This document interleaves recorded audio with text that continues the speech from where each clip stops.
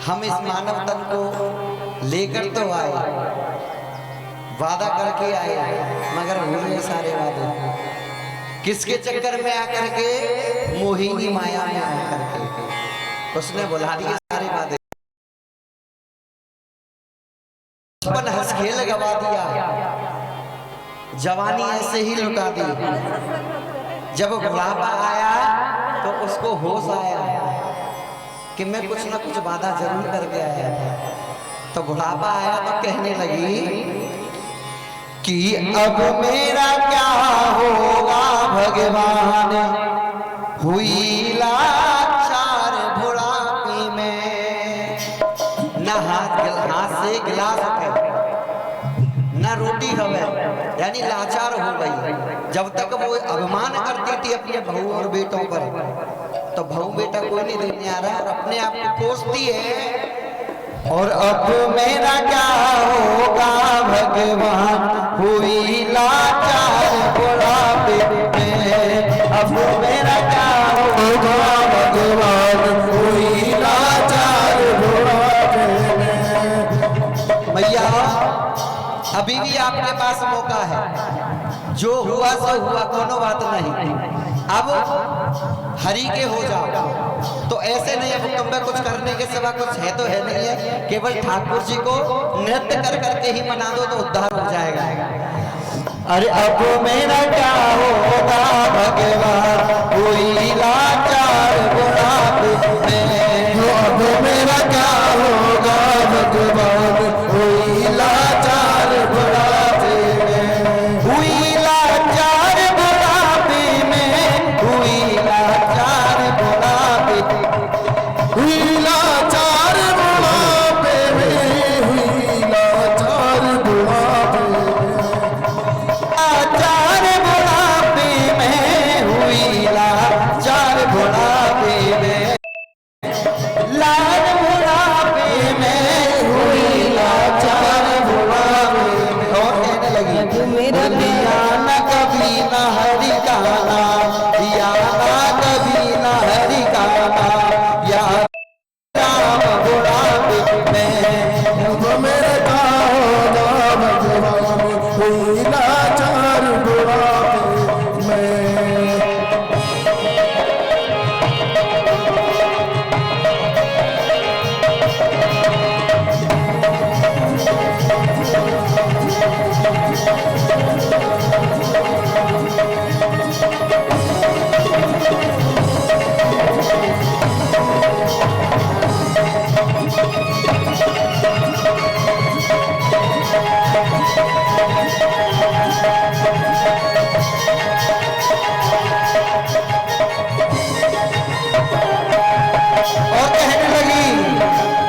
मन मर्जी के महल बनाए, मन मर्जी के महल बनाए, मन मर्जी के महल बनाए, मन मर्जी के महल बनाए।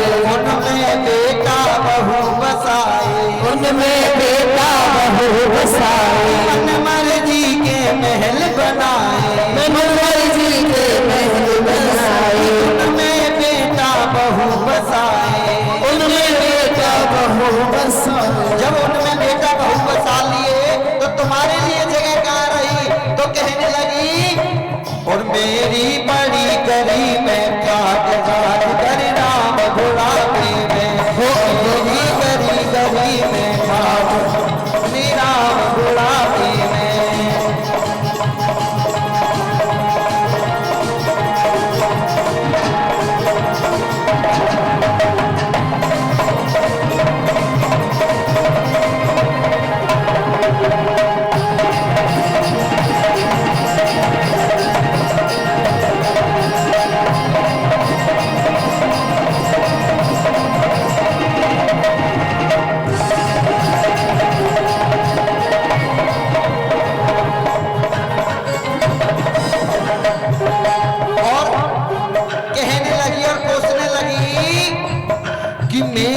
पसंद का मिले न खाना, मेरी पसंद मिले नहीं खाना, मेरी पसंद का मिले न खाना, मेरी पसंद का मिले न खाना। जैसा मिल जाए वैसा खाना, जैसा मिल जाए वैसा खाना। पहले जब भरपूर जवानी थी तो अपने मन मर्जी के भोजन पाया करते थे। कभी बर्गर खाने जा रहे हैं, कभी मोमोज खाने जा रहे हैं, कभी कुछ खाने जा रहे हैं। अब बुढ़ापा आ गया तो अब वो कहने लगी मेरी इच्छा का खाना कौन ही नहीं मिलता, कि मेरी पसंद का मिले न खाना, मेरी पसंद का खाना, जैसा मिल जाए वैसा खाना, जैसा मिल जाए वैसा खाना। और अगर कोई प्रिय अगर माता बहनों का अगर निकल आए तो वो कुछ अगर 2 रोटी अगर दे भी आए तो उसकी मम्मी लड़ती है क्या कमीने हैं, तू क्यों दे करके आया रोटी, उनको ऐसे ही मरने दो। तो कहने लगी कि मेरी टुकड़ों पे है रही रात, भजन कर राम बुलावे हो मेरा क्या होगा भगवान हुई लाचार बुढ़ापे में, हुई लाचार बुढ़ापे में, हुई लाचार बुढ़ापे में, हुई लाचार बुढ़ापे में, हुई लाचार बुढ़ापे में।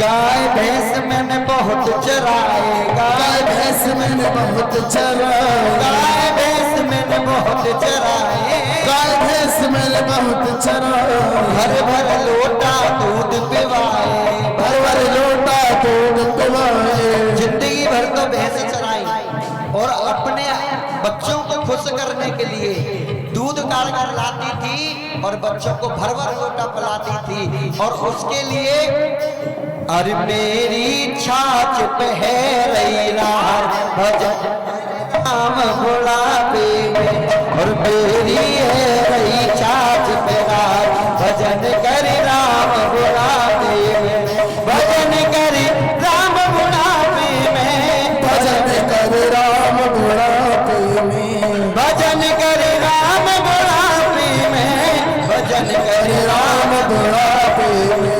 और किया न हरि का कभी न नाम, भजन कर राम बुढ़ापे में, किया न हरि का तूने, भजन कर राम बुढ़ापे में, भजन कर राम बुढ़ापे में। भोल बाबा श्याम की हमारे पास है।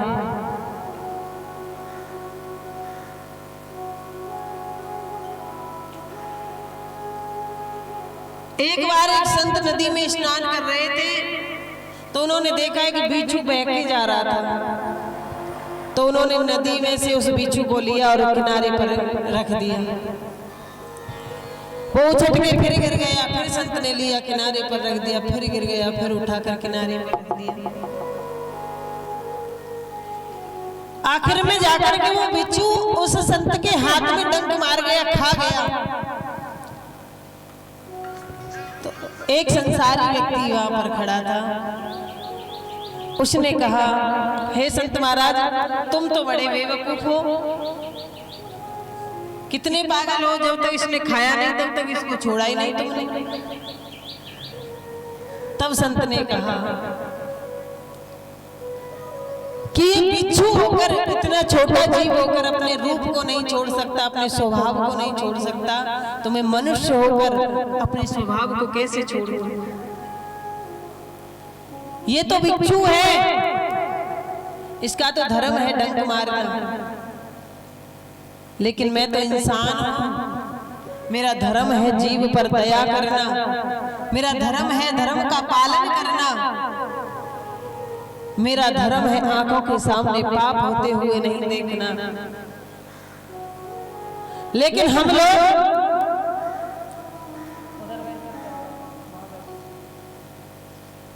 हमारा धर्म है जीव पर दया करना, लेकिन हम पूरा जीवन किसमें निकाल देते हैं ये पता है दूसरों में बुराई खोजने में, दूसरों में बुराई खोजने में, दूसरों में बुराई देखने में पूरा जीवन निकाल देते हैं। और एक बात याद रखना, दूसरों में बुराई खोजते खोजते जो लोग समय निकाल रहे हैं, समय गवा रहे हैं, उनको कुछ भी याद नहीं पड़ना, क्योंकि जो जैसा है वैसा ही रहेगा। तुम और खाली प्रचार करते रहो, उसमें अपने करने वाले से ज्यादा कहने वाले को पाप लगता है। और मैंने बताया था कि किसी पर उंगली उठाने से पहले ये 3 उंगली अपनी तरफ इशारा करती हैं, कि जो सामने खड़ा है तुम कहते हैं तू बड़ा बुरा है, ये बड़ा बुरा है, तो ये 3 उंगली कहती हैं कि वो तो 1 गुना बुरा है, तो 3 गुना बुरा है। अपने अंदर बुराई खोजो। इसलिए ये जीवन दूसरों में बुराई खोजने के लिए नहीं मिला, ये जीवन दूसरों की कमियां खोजने के लिए नहीं मिला, दूसरों हर व्यक्ति में, हर जीव में भगवान का दर्शन करने के लिए ये जीवन मनुष्य का मिला। तो मनुष्य का जैसा भी आचरण होना चाहिए। ऋषभदेव जी महाराज के 24 पुत्र तो संग की संग विरक्त हो गए। एक थे भरत जी महाराज, जिन्होंने हजारों वर्षों तक राज भोगा और अपने पुत्र को राजगद्दी दे करके वन में गंडकी नदी में जाकर के तपस्या करने के लिए चले गए, जिसे दामोदर कुंड कहते हैं। वहां पर तुलसी का एक पत्ता ऊपर डालो और सच्चे सालग्राम होते हैं जिनके गर्भ में सोना होता है, वो हजारों कोस से ऊपर आकर के पत्ते से चिपक जाएंगे, जिन्हें हिरण्य गर्भ कहते हैं, सच्चे सालग्राम। वो गंडकी नदी में मिलते हैं, दामोदर कुंड में। श्री सुखदेव जी महाराज कहते हैं उसमें जाकर अखंड तपस्या करने लगे। उन्होंने देखा कि हिरणी कुंड में जल पीने के लिए आई, पेट में बालक था, पीछे से एक सिंह ने आकर दहाड़ मारी और हिरणी उस नदी में जाकर कूद पड़ी। उस हिरणी ने उस जल में ही बालक को जन्म दिया और स्वयं तो तैरती हुई पार निकल गई, लेकिन नन्हा सा वो बालक उसमें फड़फड़ा रहा था। मनुष्य का धर्म है जीव पर दया करना।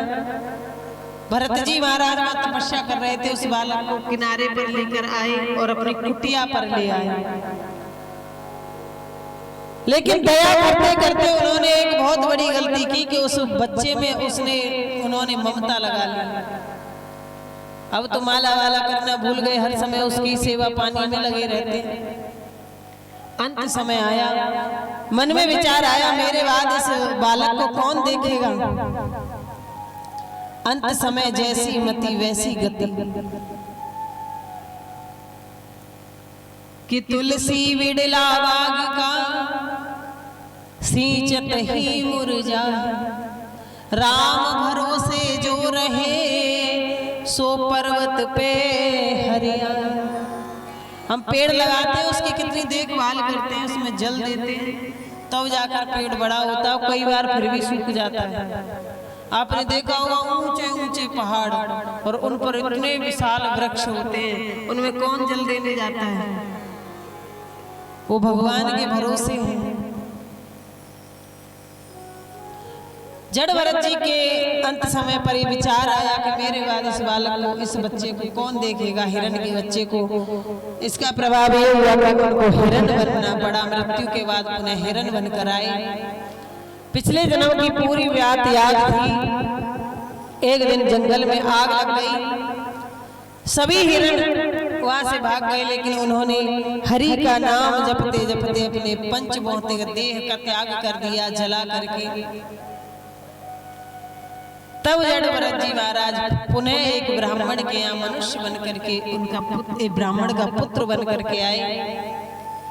और ब्राह्मण का पुत्र बन के जब आए, तो जब बड़े हुए तो ब्राह्मण देवता ने एक मंत्र दिया उन्हें जपने के लिए।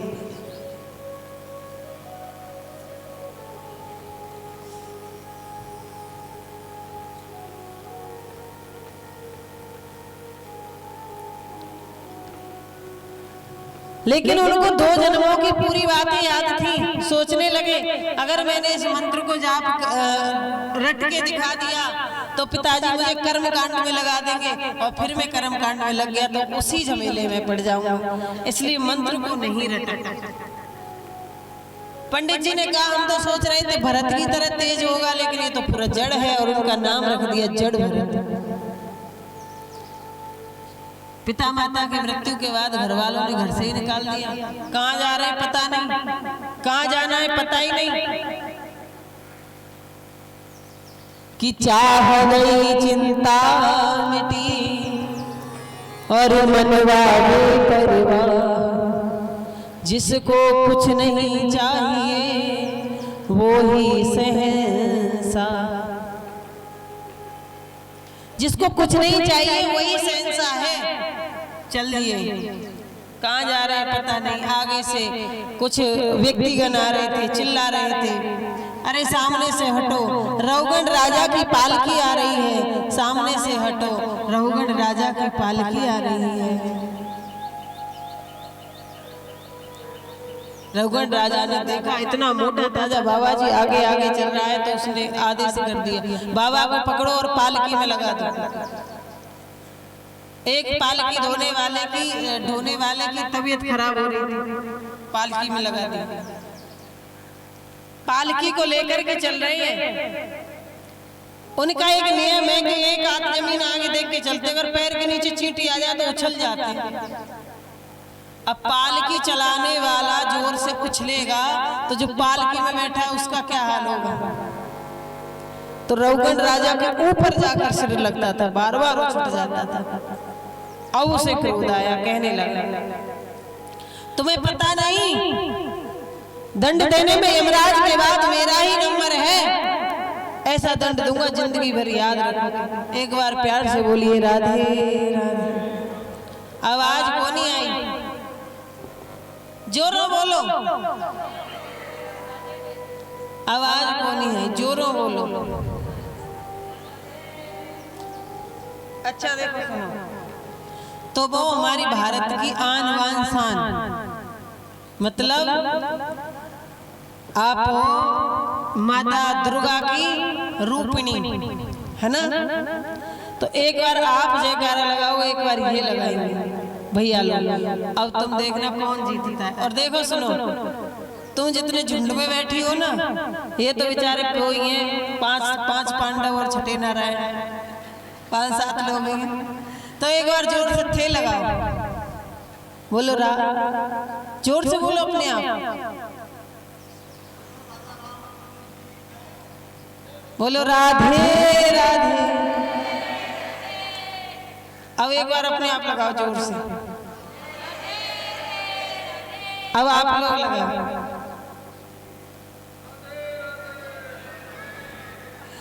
अरे भगवान, ये शेर तो वैसे ही डर के मारे बेचारे, इनकी आवाज ही नहीं निकली। अरे जोर से दौड़ो सिंगो, आप जोर से बोलो राधे राधे। अब सुनो मेरी माताओं, अगर तुमसे कहो कि नृत्य करो तो नृत्य करेंगी नहीं, और कथा सुनने लग जाएंगी सो अखंड समाधि में चली जाती है। मतलब कुछ माताएं तो हमारे यहाँ पे ये जो पर्दा होता है ना घूंघट, इसकी बड़ी अच्छी प्रथा है, लेकिन हमें तो बहुत ज्यादा दिखता है। घूंघट में से भी दिख जाता है कि कौन सो रहा है कौन जग रहा है। और देखो कुछ माताओं की तो ये समझ लो कि कथा होती है तो आनंद हो जाते हैं। कैसे कि घर पर तो टावरिया सोने को नहीं दे, तो अठे आके नींद पूरी करने के लिए अठे आसी और आके बैठ जासी और खूब खर्राटे से सो जाए। तो सोना कोनी है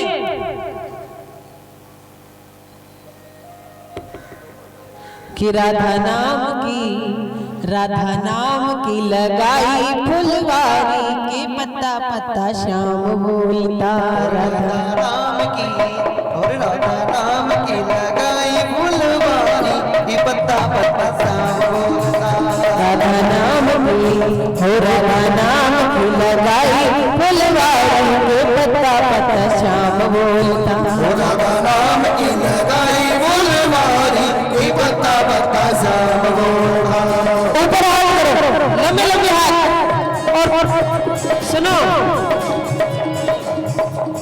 असुरों को जगा दो, जो ऊपर हाथ कर लो सो लियो, ऊपर हाथ करो।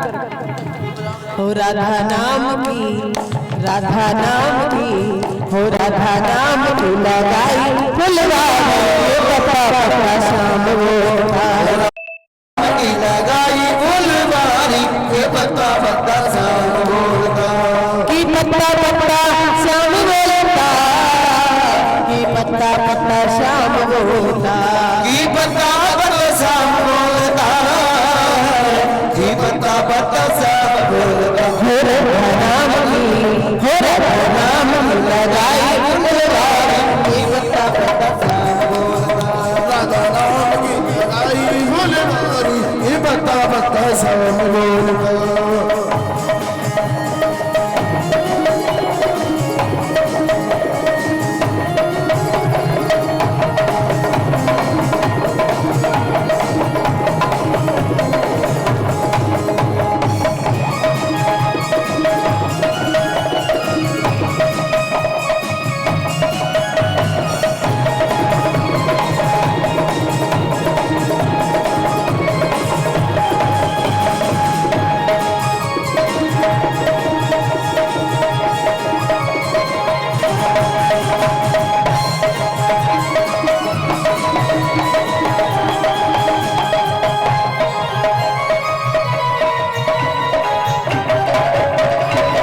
गली गली में महक उसी की, गली गली में महक उसी की, गली गली में महक उसी की, गली गली में महक उसी की, डाल डाल पर चहक उसी की, डाल डाल पर चहक उसी की, डाल डाल पर चहक उसी की, डाल डाल पर चहक उसी की। श्याम नाम की, वो श्यामा श्याम की, वो श्यामा श्याम की लगाई फुलवारी, ये पत्ता पत्ता श्याम बोलता, राधा नाम की लगाई फुलवारी, ये पत्ता पत्ता श्याम बोलता।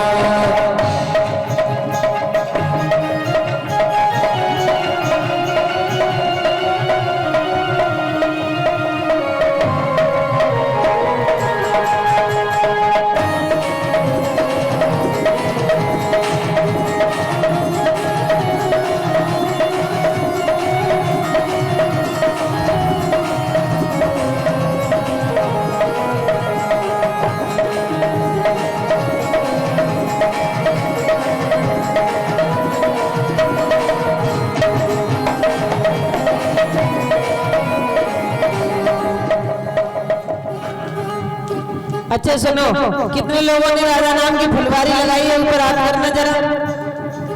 कितने लोग चाहते हैं कि राधा नाम की फुलवारी तुम्हारे घर पर भी लगे? ऊपर हाथ करो और ताली बजाते हुए कहेंगे कि राधे राधे राधे राधे राधे राधे राधे राधे राधे राधे राधे राधे राधे राधे राधे राधे राधे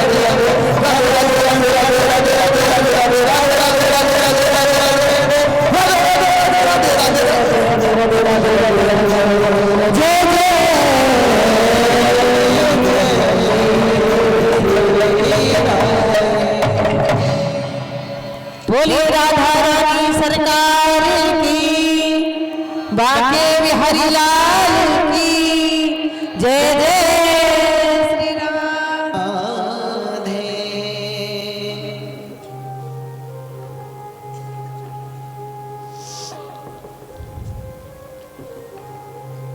रघुगढ़ राजा की पालकी में जब जड़ भरत जी महाराज को लगा लिया तो जड़ भरत जी महाराज से रघुगढ़ राजा कहने लगा, तुम्हें पता नहीं दंड देने में यमराज के बाद मेरा ही नंबर है, ऐसा दंड दूंगा कि जिंदगी भर याद रखोगे। जड़ भरत जी ने सोचा कि अगर आज भी मैंने इसको ज्ञान नहीं दिया तो लोग कहेंगे कि रघुगढ़ राजा की पालकी को जड़ भरत जी महाराज जैसे संत ने ढोया, लेकिन फिर भी उसे ज्ञान नहीं। कहने लगे तुम मुझे क्या दंड दोगे? गेहूं को पीसकर आटा बना सकते हो, आटे को पीसकर कभी कुछ बना सकते हो, मुझे क्या दंड दोगे? मैं तो पहले से ही पिसा हुआ हूं। दंड देना, बड़ा होना, छोटा होना, मोटा होना, पतला होना, ये शरीर के धर्म हैं, आत्मा के नहीं। और मैं तो परमात्मा की चिन्मयी आत्मा हूं। सुखदेव जी महाराज कहते हैं, जब इतना सुना तो रघुगण राजा नीचे उतर के आए और आकर कहने लगे कि आप कौन हो? शक्ति हो, पाराशर हो, वेदव्यास हो, सुखदेव जी हो, कौन हो? आपको इतना ज्ञान? जड़ भरत जी ने कहा, अरे राजन, फिर तुमने गलती कर दी। जो तुम हो वो मैं हूं, जो तुम हो वो मैं हूं, और जो मैं हूं वो तुम हो। सब में जीव एक समान है। ये शरीर का तो हम जैसे कपड़े बदलते हैं ना, आज सुंदर कपड़े पहन लिए, कल थोड़े पुराने पहन लिए, कहीं जा रहे हैं तो बहुत महंगे कपड़े पहन लिए। ऐसे ही ये शरीर जो चोला है, ऐसे बदलते रहते हैं। जीवात्मा तो अमर है, ना कभी मरती है, ना उसका कभी जन्म होता है। ऐसा ज्ञान हुआ कि रघुगण राजा सब कुछ छोड़कर वैराग्य को प्राप्त हुआ और अंत में उसे वैकुंठ की प्राप्ति हुई। परीक्षित ने कहा, हे गुरुवर,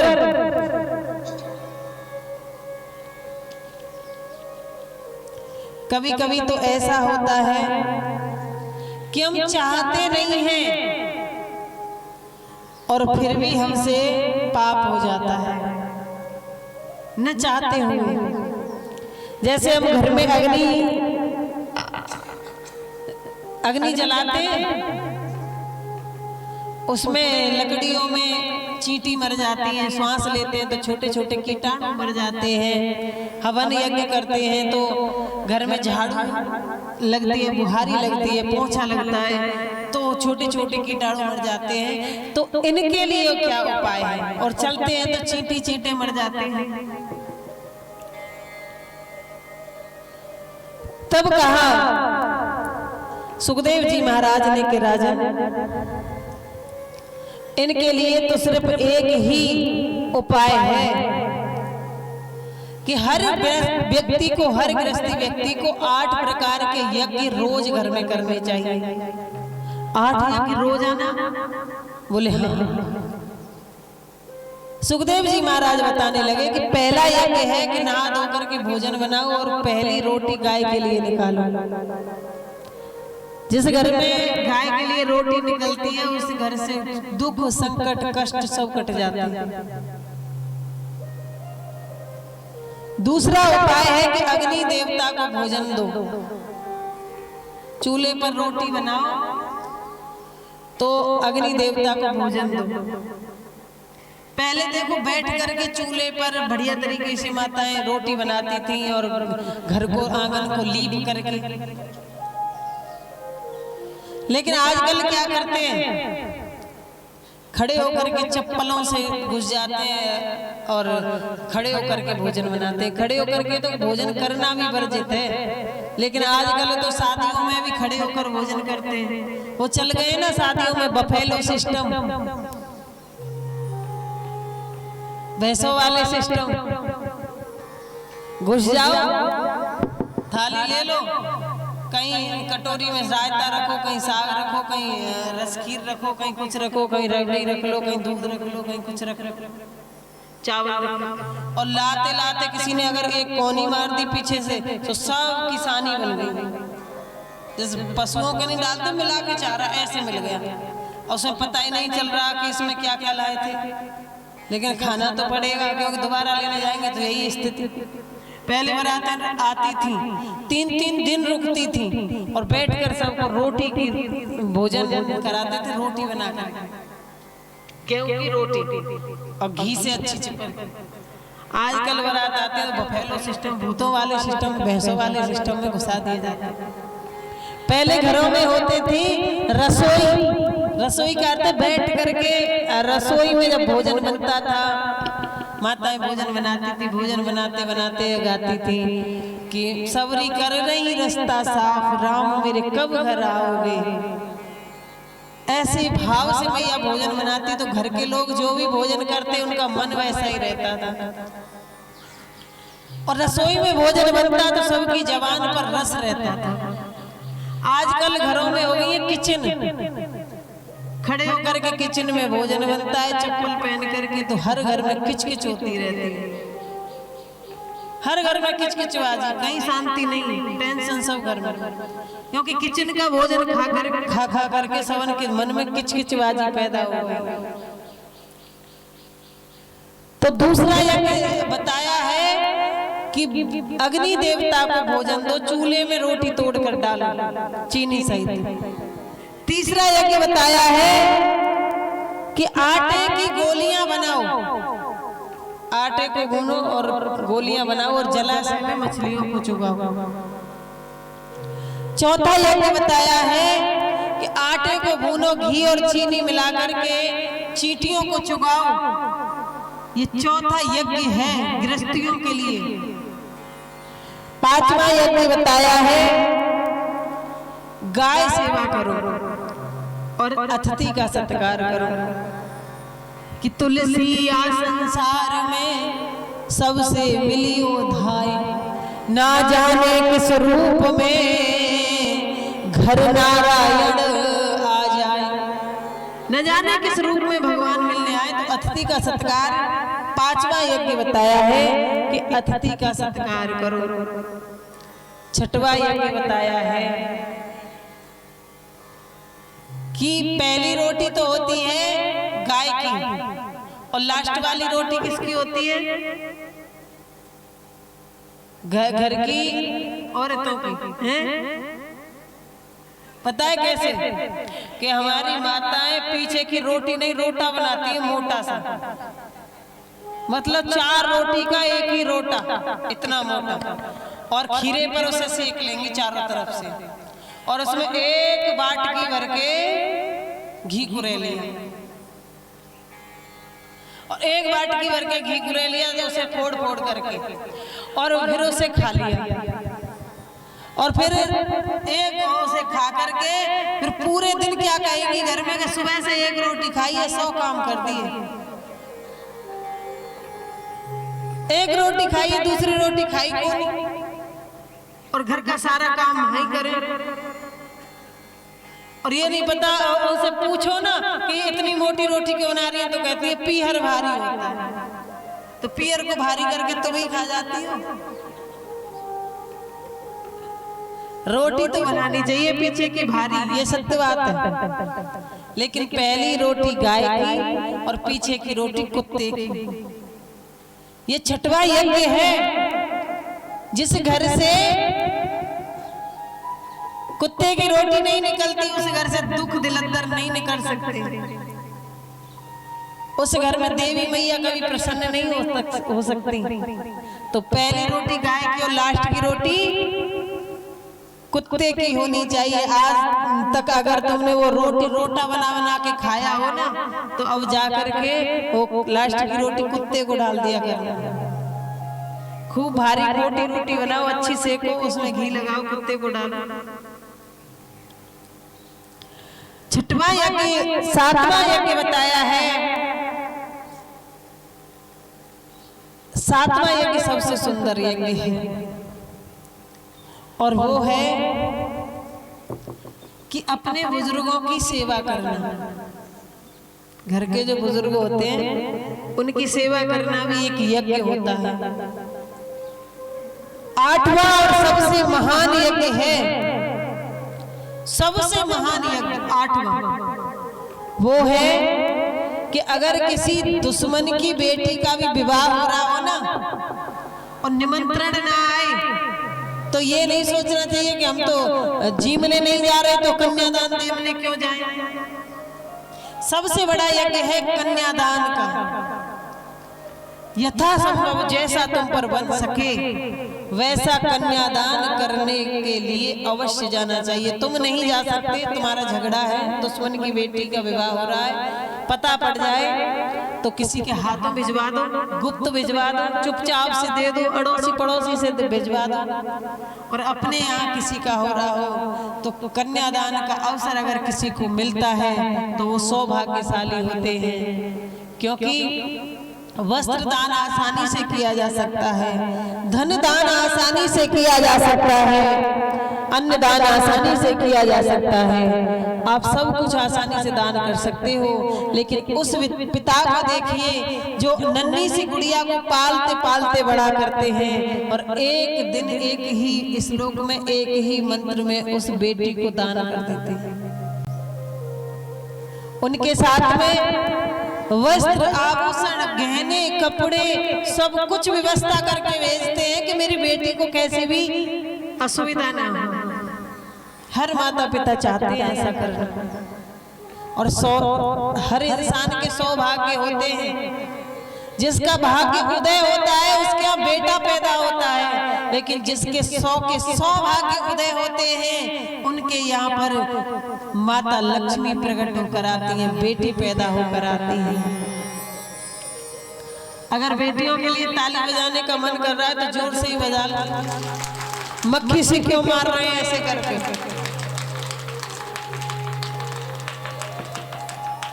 बेटी के कंधे पर 2 परिवारों की लाज होती है, माता पिता की, मायके की और ससुराल की। और दोनों परिवार की लाज को अपनी मुट्ठी में समेटकर रखकर और इतने समाज के बंधनों को देखते हुए भगवान का भजन करते हुए भी गृहस्थ में रहकर सब कुछ सहन करते हुए बेटी अपना जीवन बिताती है।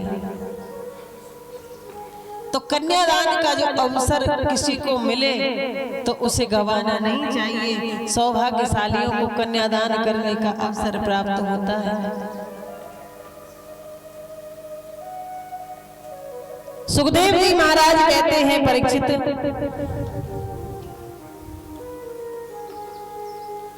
संतों का संग पाने से जीवन स्वर्ग बन जाता है। उसी भांति बेटी का कन्यादान करने से, किसी भी बेटी का कन्यादान करने से जीवन वैकुंठ को प्राप्त होता है। अगर किसी के यहाँ बेटी ना हो तो तुलसा जी का कन्यादान कर देना चाहिए, लेकिन जब तक कन्यादान घर से नहीं होता तब तक दहलीज जो होती है ना, 100 बेटों का विवाह कर लेना, लेकिन दहलीज कुंवारी रहेगी जब तक आपके द्वार पर पावना नहीं आएगा। इसलिए बेटी का होना जरूरी है, क्योंकि बिना बेटी के कन्यादान करे मोक्ष नहीं मिलता। सुखदेव जी महाराज कहते हैं कि एक बार कुछ संतों की मंडली निकल कर जा रही थी। एक गांव में उनको रात्रि हो गई और पूछा कि इस गांव में कोई ब्राह्मण रहते हैं? तो गांव के लोगों ने कहा यहाँ तो एक ही ब्राह्मण है। और संतों को उस ब्राह्मण के घर पर जाकर कर आए। उन ब्राह्मण का नाम अजामिल जी था। अजामिल जी बड़े ही प्रचंड ब्राह्मण थे, कर्मकांडी थे, लेकिन कुसंगत ऐसी हुई, वैश्या का संग हुआ और सब कुछ त्याग कर अच्छे डकैत बन गए। संतों ने कहा, बेटी हम तुम्हारे यहाँ रात बिताना चाहते हैं, हमारे लिए भोजन की व्यवस्था करो। अंदर से आई, हाथ जोड़कर खड़ी हो गई, महाराज मैं इतनी शुद्ध नहीं कि आपको भोजन करा सकूं, मैं एक वैश्या हूं। संतों ने सोचा गलत घर में आ गए तो लौट कर जाने लगे। अंदर गई, अंदर से 2 कपड़े लेकर आई। एक तो बिल्कुल नया था, कोरा था, धुला हुआ था, साफ था। एक बिल्कुल कीचड़ में बिगड़ा हुआ था। तो कहने लगे, हे संत महाराज, मैं ये सोच रही हूँ सुबह से कि इन दोनों में से कौन से कपड़े को धुलूं। संतों ने कहा, अरे बेटी जो धुला हुआ है उसे क्या धुलना, जो गंदा है उसे धुलो। कपड़ों को बगल में फेंक कर कहने लगी, महाराज अगर आप किसी अच्छे व्यक्ति के यहाँ जाकर रुको तो तुम्हारा क्या रुकना, तुम्हारा क्या संत होना। तुम मुझे जैसे पापनी के पास आए हो, मुझे जैसे अधम के पास आए हो, तो आप मुझको तारिए।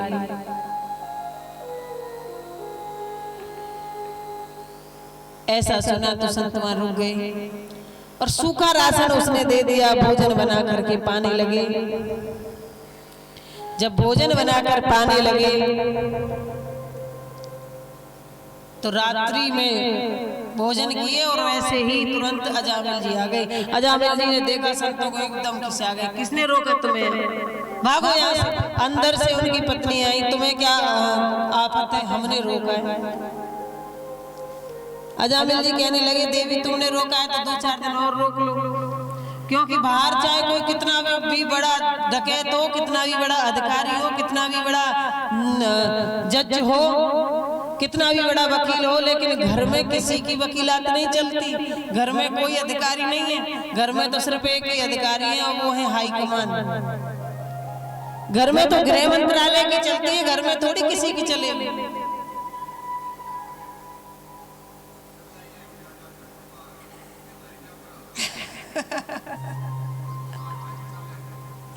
तो महाराज घर में तो उनकी चलती है।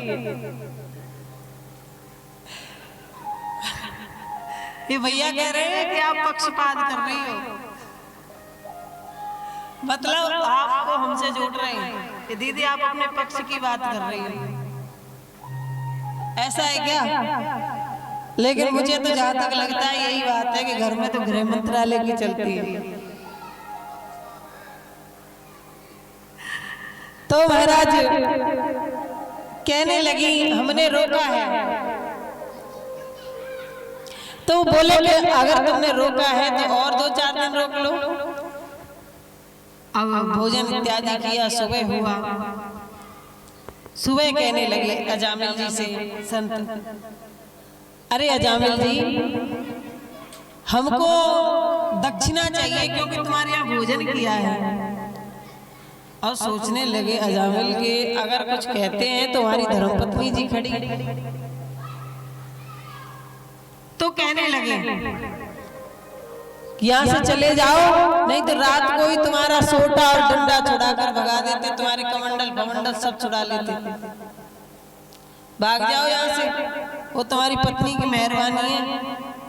अंदर से आई, बोली संत हैं कुछ मांग रहे तो दे दो, तुम्हारा क्या जाता है। कहने लगी, सुनो मैंने सुना है कि दान करने से दुगना मिलता है। चिड़िया चोंच भर ले गई, नदी न घटिया नीर, दान करे धन ना घटे, कह गई दास कबीर। अरे जो मांग रहे हैं वो दे दो। तो क्या मांगा, मांगने लगे कि सुनो तुम्हारे अब की बार जो पुत्र पैदा हो, आपकी पत्नी के गर्भ में जो बालक है उसके गर्भ से पुत्र पैदा होगा और इस बच्चे का नाम तुम नारायण रख लेना, बस यही हमारी दक्षिणा है। इतना कह करके संत तो चले गए, उस बालक का नाम नारायण रख लिया। अब देखो बड़े बच्चे से प्यार होता है माँ का, सबसे बड़ा बच्चा जो होगा माँ का बहुत प्यारा होगा, और छोटे से प्यार होता है पिता का, और बीच वाले तो भगवान के सहारे पलते बेचारे। तो सबसे छोटा था नारायण। अब अजामिल को हर समय नारायण नारायण की लक रहती थी और से साथ में रखता था। जब अंत समय आया तो चिल्लाने लगा, बेटा नारायण मुझे बचाओ, बेटा नारायण मुझे बचाओ। क्यों? क्योंकि जड़ चेतन में ग्रंथि पड़ गई। जड़ हमारा शरीर और चेतन हमारी आत्मा, इन दोनों में गांठ लग जाती है।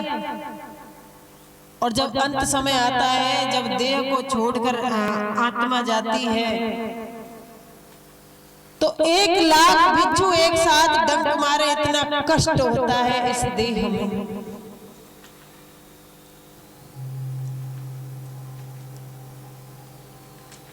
तो महाराज हम लोग यहाँ आते हैं, हम सोचते हैं हमारा शरीर ही हम है, लेकिन जो चेतन आत्मा है वो जड़ चेतन दोनों अलग हैं, लेकिन जड़ चेतन में ऐसी गांठ पड़ जाती है कि वो अपना ही स्वरूप आत्मा को समझने लगता है, आत्मा अपना स्वरूप शरीर को समझने लगती है। और जब अंत समय आता है तो बड़ा कष्ट होता है, इतना कष्ट होता है कि 1 लाख बिच्छू एक साथ अगर डंक मारे ना तो इतना कष्ट तब शरीर में होता है जितना कष्ट इस शरीर को छोड़ के जाने में आत्मा को होता है। कि अपने को आप भूल हैरान हो गया, फंस के माया जाल में वीरान हो गया, वीरान हो गया। अपने को आप भूल हैरान हो गया, फंस के माया जाल में बोरान हो गया। जाल में तू बोरान हो गया। अपने आप को हम भूल जाते हैं कि हम क्या हैं, क्यों आए थे और क्या कर रहे हैं। शरीर को अपना रूप समझ करके और इस संसार को अपना समझ करके बोरान हो जाते हैं, बोरा जाते हैं। फंस के माया जाल में बोरान हो गया, फंस के माया जाल में बोरान हो गया।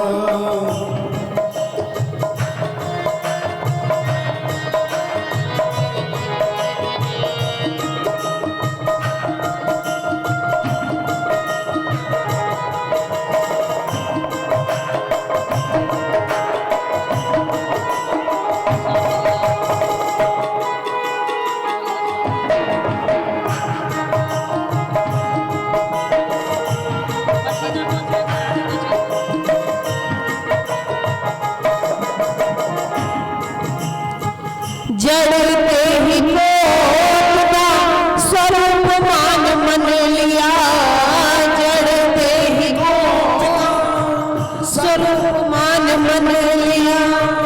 दिन रात खान पान काम काज तन दिया, दिन रात खान पान काम काज तन दिया। पानी में मिल के पानी में मिल के एक जान हो गया, पानी में मिल के एक जान हो। फंस के माया जाल में बोरान हो गया, बोरान जाल में तू बोरान हो गया।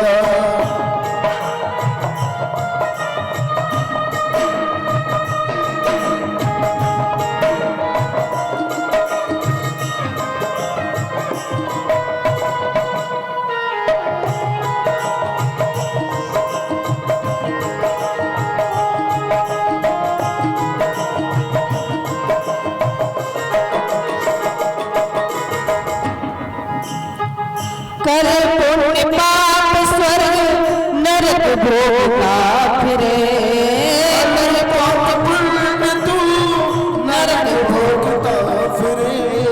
कर पुण्य पाप स्वर्ग नरक भोगा फिरे, कर पाप पुण्य स्वर्ग नरक भोगता फिरे। कृष्णा की डोर बंध सदा ही जन्म भरे, कृष्णा की डोर सदा भजन करे। कृष्णा की डोर बंध सदा ही जन्म धरे, कृष्णा की डोर बंध सदा ही जन्म धरे। पी करके मोकासुरा बेईमान हो गया, फंस के माया जाल में बोरान हो गया, फंस के माया जाल में तू बोरान हो गया। जय हो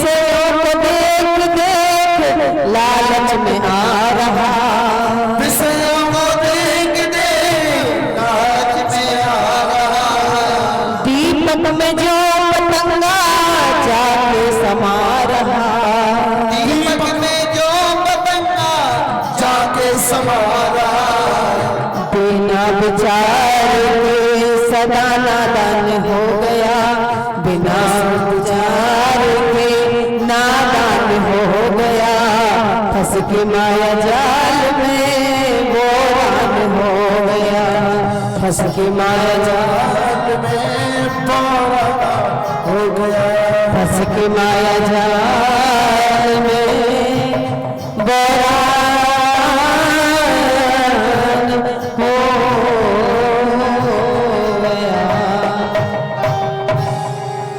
बोलिए कृष्ण कन्हैया लाल की, भक्तवत्सल भगवान की।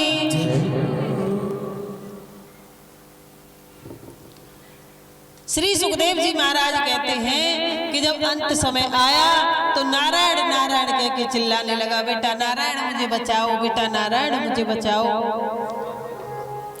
जब नारायण नारायण जोर से पुकारने लगा तो भगवान नारायण की सिंहासन हिल गया और भगवान के पार्षद आ गए। जी महाराज कहते हैं कि जब भगवान के पार्षद आए तो यम का फंदा छुड़ाकर उन्होंने कहा कि ये बैकुंठ को जाएंगे। बोले क्यों? क्योंकि इन्होंने हमारे भगवान का नाम पुकारा है। बोले इसने अपने पुत्र का नाम पुकारा है।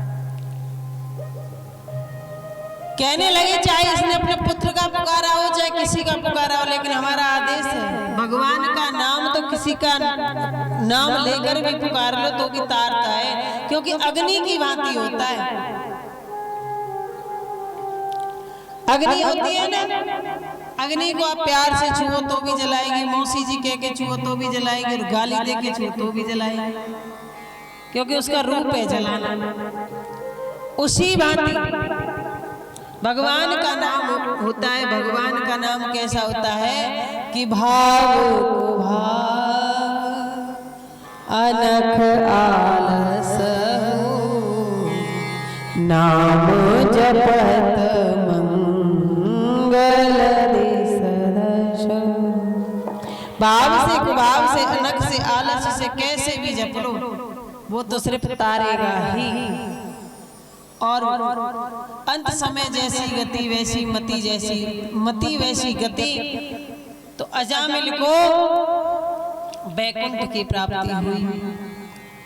सुखदेव स्वामी ने कहा परीक्षित ने कहा महाराज कल आपने दिति महारानी के पुत्रों का वर्णन किया लेकिन एक पुत्र का आपने वर्णन नहीं श्रवण कराया।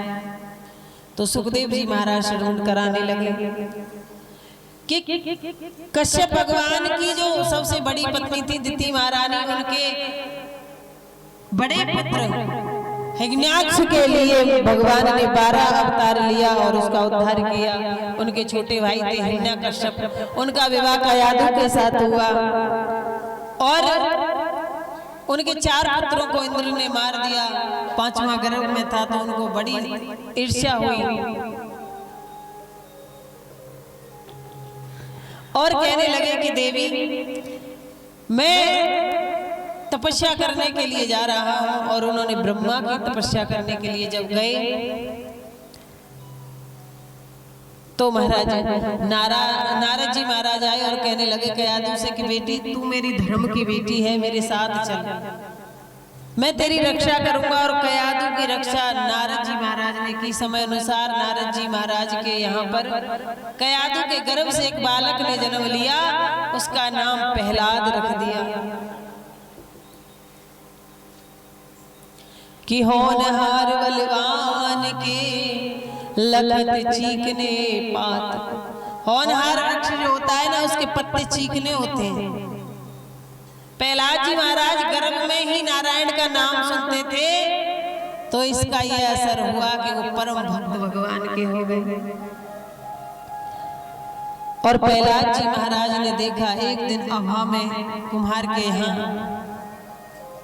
गढ़ों में बालक नन्हे नन्हे बिल्ली के बच्चे अभा में लग गए थे।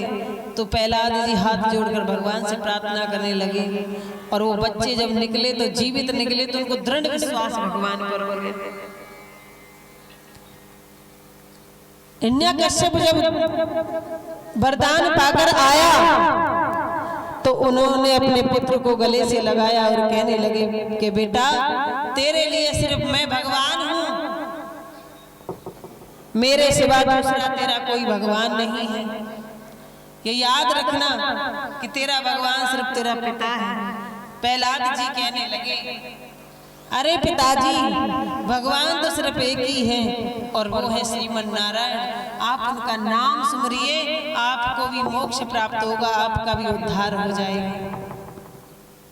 इतना सुना तो प्रहलाद जी को उठाकर पटक दिया दूर और हिरण्यकश्यप दैत्य विश्वविद्यालय में पढ़ने के लिए भेजा। जब वहां से 6 महीने बाद आए फिर पूछने लगे, फिर प्रहलाद जी ऐसे ही कहने लगे। तो अब तो हिरण्यकश्यप ने बड़ा ही अत्याचार किया। प्रहलाद जी को पर्वत से फेंकवाया तो फूल बिछे पाते थे। बड़ी बड़ी कढ़ाइयों में तेल गरम करवाया, उसमें चढ़वाया, लेकिन वो ठंडे हुए पाते थे।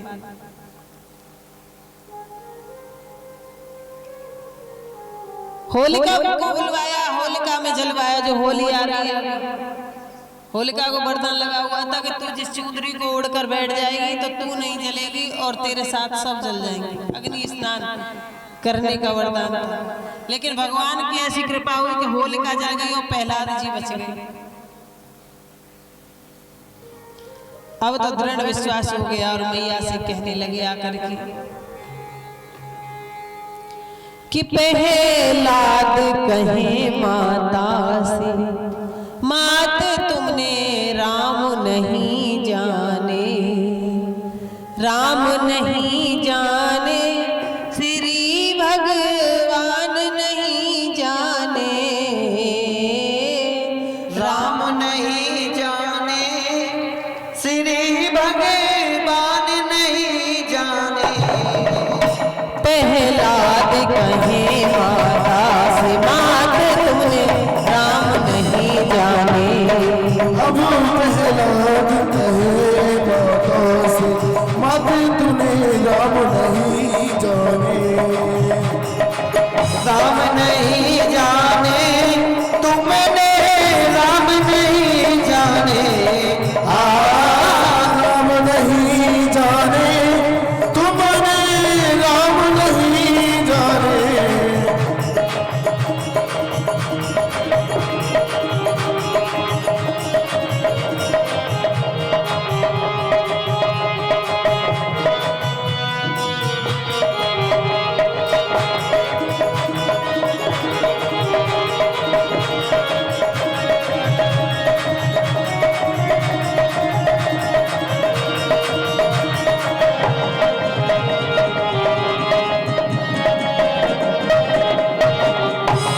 प्रहलाद जी कहने लगे कि मैया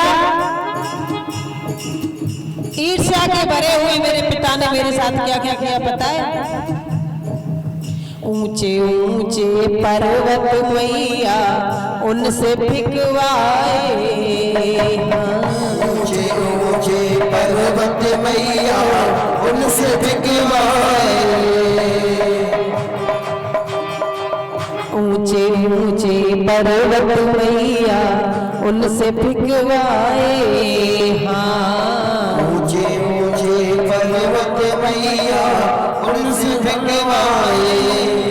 हाँ ऐसी कृपा हुई राम की, ऐसी कृपा हरि राम की फूल बिछे पाए।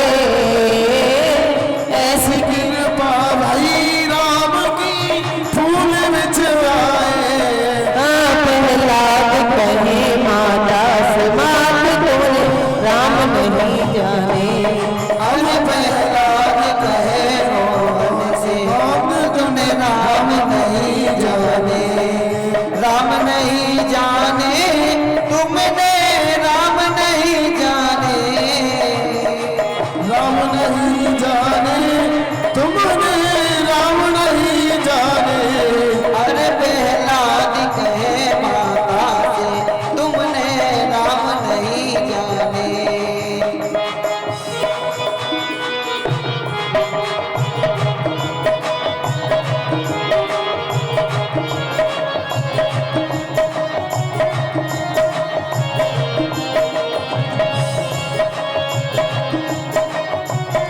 सभी लोग ताली बजाते हुए हे हरि।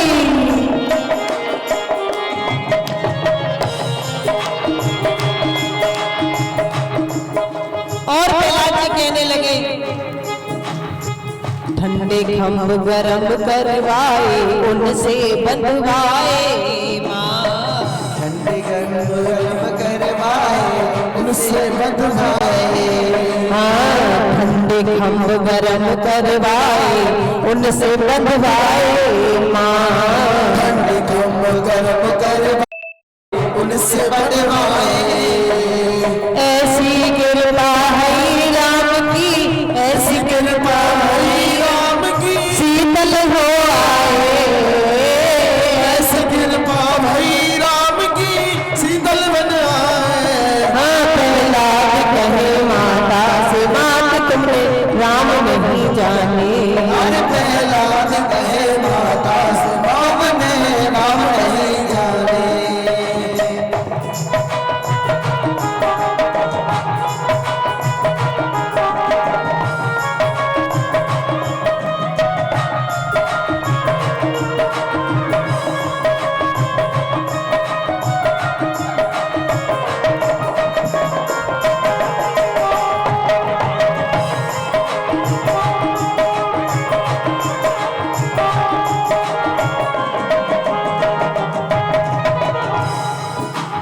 कहने लगे प्रहलाद जी मैया इतने पर भी हम नहीं मरे तो क्या किया। 56 प्रकार के भोजन मैया विस्मय बनवाए। 56 प्रकार के भोजन मैया विस्मय बनवाए। 56 प्रकार के भोजन मैया विस्मय बनवाए। 56 प्रकार के भोजन मैया विस्मय बनवाए। ऐसी कृपा हुई राम की, ऐसी कृपा भई राम की अमृत बन आए। ऐसी कृपा हुई राम की अमृत बन आए। प्रहलाद कहे माता से मात तुमने राम नहीं जाने। अरे प्रहलाद कहे माता से तुमने राम नहीं जाने। जय हो।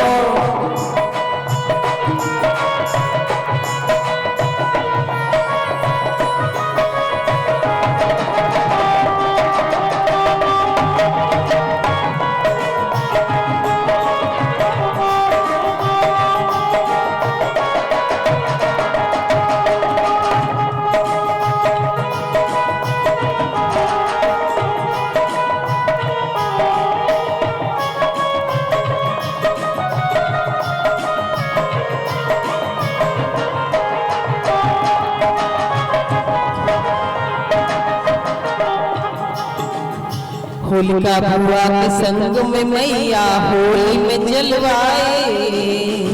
होलिका बुआ के संग में मैया अग्नि में जलवाए। होलिका बुआ के संग में मैया अग्नि में जलवाए। होलिका बुआ के संग मैया अग्नि में जलवाए।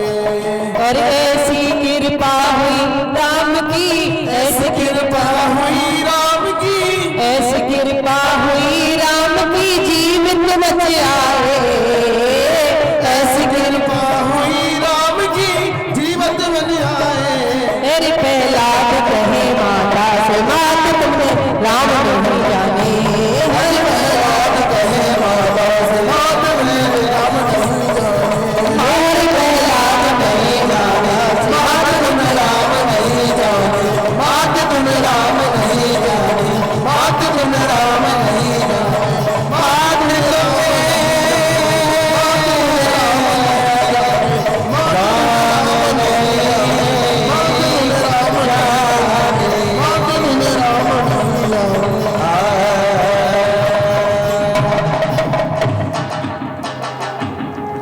बोले राजा रामचंद्र भगवान की, भक्त वत्सल भगवान की जय।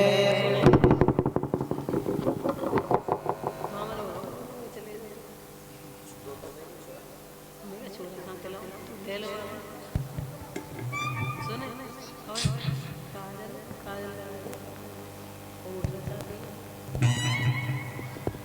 अरे भैया ये जो लल्लू खड़ो है कौन को खड़ो है?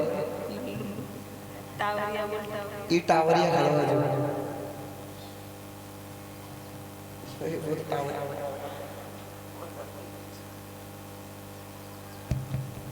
पंडित जी महाराज कोई बामन भगवान बनाने के लिए कोई बच्चा देते हैं।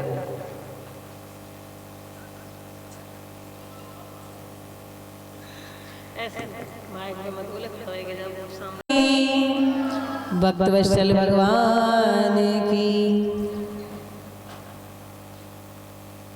अभी कुछ ही देर बाद आप बामन भगवान की झांकी का दर्शन करेंगे, तब तक कथा में आनंद लीजिए। बातें मत करो, ए मैया क्या हो गया? नहीं, एक छूट मिल जाए तो तुरंत मैया बात करने लग जाती है, बहुत ईमानदार है। अपनी जो अपनी श्राप लगा हुआ है ना कि कहीं शांत नहीं बैठ सकती।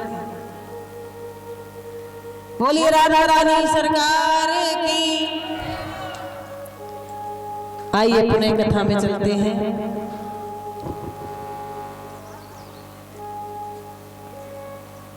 सुखदेव जी महाराज कहते हैं कि हर प्रकार से जब प्रहलाद जी नहीं मरे तो हिरण्यकश्यप दैत्य विश्वविद्यालय में पढ़ने के लिए दोबारा भेज दिया। हिरण्यकश्यप दैत्य विश्वविद्यालय में जाकर और राक्षसों के जो बच्चे थे सब उनको इकट्ठा किया और सबसे कहने लगे कि भैया चलो सब कीर्तन करेंगे। बोले तुम्हारे पिता को पता चल गया तो वो हमें मार डालेंगे। बोले चिंता मत करो, नारायण है ना। और सबको इकट्ठा करके कीर्तन करने लगे। सभी लोग मिलकर के कीर्तन करेंगे कि श्रीमन नारायण नारायण श्रीमन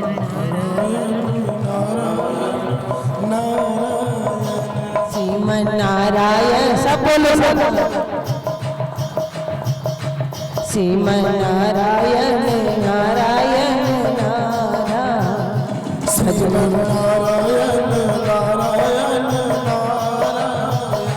भजमन नारायण नारायण नारायण भजमन नारायण नारायण नारायण बद्री नारायण नारायण नारायण लक्ष्मी नारायण नारायण नारायण श्रीमन नारायण नारायण नारायण श्रीमन नारायण नारायण नारायण श्रीमन नारायण नारायण नारायण श्रीमन नारायण नारायण नारायण लक्ष्मी नारायण नारायण नारायण लक्ष्मी नारायण नारायण नारायण भजमन नारायण नारायण नारायण भजमन नारायण नारायण नारायण श्रीमन नारायण नारायण नारायण श्रीमन नारायण नारायण नारायण। बड़ी जोर का कीर्तन होने लगा तो महाराज उनके दो गुरुजी थे। संडा मर्क एक को दिखाई नहीं देता और दूसरे को सुनाई नहीं देता। अब जिसे दिखाई नहीं देता वो कह रहा है भैया इनको रोको, ये नारायण का नाम गा रहे हैं। हिरण्यकश्यप को पता चल गई तो वो हमें मार डालेगा। और जिसे सुनाई नहीं देता वो कह रहा है सब नाच रहे हैं, बोल कोई कुछ नहीं रहा। एक दूसरे को पकड़ के प्रहलाद जी तक पहुंचे और जाकर के जैसे ही प्रहलाद जी को रोकने के लिए प्रहलाद जी को छुआ सो भूल गए कि हम कौन हैं। हम राक्षस हैं कि देवता हैं, और भगवान के कीर्तन में लीन हो गए और गाने लग गए। प्रहलाद जी के संग संडा मर्क और उनके सभी राक्षसों के बच्चे सब मिलकर गा रहे हैं कि श्रीमन नारायण नारायण श्रीमन नारायण भजमन नारायण नारायण नारायण भजमन नारायण नारायण श्रीमन्नारायण नारायण नारायण नारायण नारायण नारायण श्रीमन्नारायण नारायण नारायण श्रीमन्नारायण नारायण नारायण भजमन्नारायण नारायण नारायण नारायण नारायण नारायण। बोलिए कृष्ण कन्हैया लाल की। जोर जोर से कीर्तन चल रहा है, नगाड़े बज रहे हैं, ढोल बज रहे हैं, ताशे बज रहे हैं, ताली बज रही है, झांझ वजीरा बज रहे हैं। हिरण्यकश्यप के कानों में आवाज पहुंच गई। हिरण्यकश्यप बड़े क्रोध में आकर के मुष्टिका का जोर से प्रहार पृथ्वी पर किया और कीर्तन जहां की तहां थम गया। हिरण्यकश्यप ने कहा, बता कहाँ है तेरा नारायण? तो खम्भे पर चींटी चल रही थी। तो प्रहलाद जी तो कण कण में भगवान का रूप देखने वाले थे। उन्होंने खम्भे की तरफ इशारा करके कहा, यहाँ मेरा भगवान है, इस खम्भे में भी मेरा भगवान है। तो तलवार ली और जोर से खम्भे पर प्रहार किया। हुमारूं करते हुए मेरे नरसिंह देव भगवान प्रकट हुए। बोलिए नरसिंह देव भगवान की, प्रहलाद जी महाराज की, संकट मोचन की। जय जय श्री राम, जय जय श्री राम।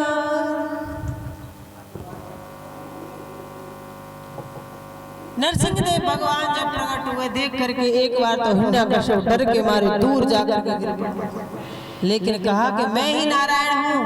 तो तुरंत तलवार उठा करके और युद्ध करने के लिए तड़कने लगा। युद्ध होना आरंभ हुआ। युद्ध होते होते युद्ध होते होते जब गोधूली समय आया, दोनों समय जब मिलते हैं ना, गोधूली समय किसे कहते हैं? भगवान कृष्ण जब गाय चरा के घर को लौटते थे तो मैया उनकी आरती करती थी, पूजा करती थी, उसे गोधूली समय कहते हैं। तो गोधूली समय आया, भगवान नरसिंह देव ने हिरण्यकश्यप को पकड़ करके खींचता हुआ ले गया और अपनी जंघा पर जाकर के लिटा लिया। जंघा पर लिटा लिया। भगवान कहने लगे हिरण्यकश्यप से कि आज तुम मरोगे, मैं नारायण हूं, तुम्हें मारने आया। हिरण्यकश्यप जोर से हंसा और कहने लगा, तुम मुझे मार नहीं सकते। बोले क्यों? क्योंकि मैंने वरदान पाया था कि दिन में मरूं ना रात में मरूं, ऊपर मरूं ना नीचे मरूं, नर से मरूं ना जानवर से मरूं। तो बोले न अंदर मरूं न बाहर मरूं, न तो ऊपर है न नीचे है, न अंदर है न बाहर है, न दिन है न रात है। और इन सब के ऊपर तूने कहा नर और जानवर, तो तू बता हम मनुष्य हैं कि जानवर हैं? बोले तुम्हारा चेहरा तो जानवरों जैसा है, शरीर मनुष्य जैसा, पता ही नहीं चलता, फिर भी नहीं मार सकते। बोले क्यों? क्योंकि मैंने वरदान पाया था, अस्त्र से मरूं न शस्त्र से मरूं। तो बोले चिंता मत कर, इतने बड़े बड़े नाखून तेरे लिए ही बना के लाए हैं और तुझे आज तो मरना ही पड़ेगा। बोले फिर भी नहीं मार सकते, मैंने वरदान पाया था 12 महीने में किसी महीने में ना मरूं। तो बोले तेरे लिए एक एक दिन घटा बढ़ा के 13वां महीना बनाया है, जिसे अधिक मास कहते हैं, परसोत्तम मास। और भगवान ने हुंकार करते हुए अपने सीने को चीरा और अंतड़ियों को निकाल कर अपने गले में धारण कर लिया। कहा जाता है कि जैसे गाय अपने बछड़े को चाटती है ना, उस भांति भगवान अपने भक्त प्रहलाद को जिह्वा से चाटने लगे।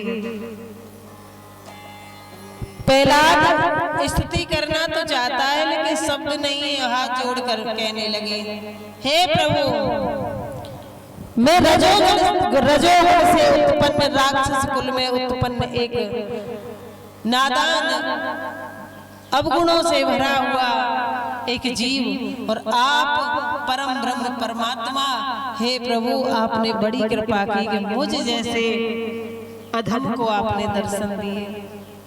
भगवान ने कहा प्रहलाद तुम जो चाहो वो मांग लो। जब मांगने की बात कही तो कहने लगे प्रभु अगर आपको देना ही है तो बस एक चीज दे दो कि मेरे पिताश्री को नरक मत देना। भगवान कहने लगे, अरे प्रहलाद, तुम जैसा भक्त जिस कुल में जन्म ले लेना, उस कुल की 21 पीढ़ियां तर जाती हैं। तुम अपने पिता की बात कर रहे हो, तुम्हारे पिता सीधे वैकुंठ में गए। श्री सुखदेव जी महाराज कहते हैं, परीक्षित, इन्हीं प्रहलाद जी महाराज ने हजारों वर्षों तक राज्य किया और इनके ही जो पौत्र हुए, इनके पुत्र हुए विरंच और उनके पुत्र हुए बलि जी महाराज। बलि महाराज ने गुरु सेवा करके, गौ सेवा करके समस्त त्रिलोकी पर विजय प्राप्त कर ली। ऐसा कैसे हो गया? ऐसा इसलिए हो गया कि भगवान की अर्पित की हुई चीज, चढ़ाई हुई चीज कभी पैरों में नहीं डालनी चाहिए। अगर ऐसा करते हैं तो देवताओं को भी राज्य से विहीन होना पड़ता है। एक बार दुर्वासा जी भगवान के दरबार में गए, भगवान ने अपनी माला दुर्वासा जी को पहना दी। दुर्वासा जी पहुंच गए इंद्र के यहाँ, इंद्र ने कराया भोजन, खुश होकर के दुर्वासा जी ने वो माला इंद्र को पहना दी। इंद्र अभिमान का मारा, अरे संत ने अपनी उतारी हुई माला हमें पहना दी, और वो माला उतार कर हाथी को पहना दी। हाथी ने उस माला को सूंड से तोड़ा और पैरों में कुचल दिया। इसका असर ये हुआ कि समस्त त्रिलोकी पर देवताओं का राज्य हो गया, दैत्यों का राज्य हो गया। फिर भगवान ने देवताओं को लक्ष्य करते हुए समुद्र मंथन करवाया, वासुकी नाग की रस्सी बनाई, मंदराचल पर्वत की रई बनाई, एक तरफ देवता और एक तरफ दैत्य, और भगवान ने कश्यप अवतार लेकर रई के नीचे जाकर लग गए। बोलिए कश्यप भगवान की। कश्यप अवतार लेकर के जब बलि के यहाँ पहुंच गए, भगवान ने समुद्र मंथन कराया, उसमें से अनेकों रत्न निकले। सुरभि नाम की गाय निकली, अनेकों रत्न निकले, लक्ष्मी मैया निकली जो विष्णु भगवान की भार्या बनी। और उसके बाद धन्वंतरी अमृत लेकर निकले, उससे पहले कुंटलों विष निकल आया। तो भोलेनाथ ने अपने कंठ पर रख लिया, क्योंकि हृदय में रहते भगवान, और जीभ पर भगवान का नाम तो न जीभ पर रख सकते ना हृदय में, कंठ पर रख लिया। बोले नीलकंठ महादेव की। नीलकंठ महादेव, कंठ नीला पड़ गया। और उसके बाद धन्वंतरी कलश लेकर के अमृत का निकला। धन्वंतरी जब अमृत का कलश लेकर के निकला तो उसे दैत्य छुड़ाकर भाग गए। और फिर भगवान ने देवताओं का पक्ष करते हुए विश्व मोहिनी भगवान का रूप रखा। बोलिए विश्व मोहिनी भगवान की। और विश्व मोहिनी रूप रख करके नाच करते हुए देवताओं को अमृत पिलाया और दैत्यों को साधारण जल पिलाया। एक राहु केतु नाम के थे, वो पहचान गए और उन्होंने साधु वेश रख करके अमृत का पान कर लिया। जो आज भी सूर्य और चंद्रमा पर ग्रहण पड़ता है ना, वही राहु केतु जो राक्षस हैं वो आज भी हमारे सूर्य देव और चंद्र देव को कष्ट देते हैं। उसके बाद में बलि महाराज ने अपने गुरुदेव शुक्राचार्य से कहा, गुरुजी हम देवताओं को मार तो सकते नहीं है क्योंकि उन्होंने अमृत पी लिया, तो क्या उन पर विजय भी प्राप्त नहीं कर सकते? बोले बिल्कुल कर सकते हैं। गुरु सेवा गौ सेवा की, अतिथि सत्कार किया और समस्त त्रिलोकी पर राज प्राप्त कर लिया। आज देवताओं की माता अदिति उदास बैठी हुई हैं। कश्यप भगवान ने पूछा, हे देवी आप उदास क्यों बैठी हो? आपकी उदासी का कारण क्या है? कहने लगी, स्वामी आप तो सब जानने वाले हो। जिस माता के पुत्र, जिस माता के बच्चे कष्ट में हो, वो माता कभी खुशी रह सकती है?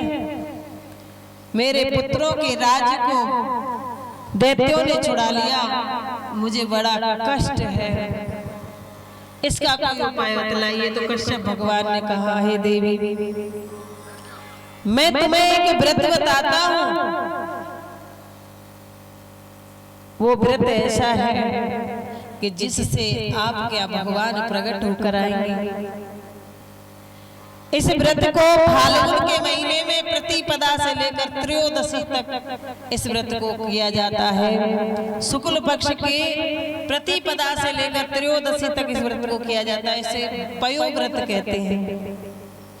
पयो माने होता है दूध, यानी कि दूध का जो व्रत है उसे पयो व्रत कहते हैं। और इस व्रत को करने से जैसे ही देवताओं की माता अदिति ने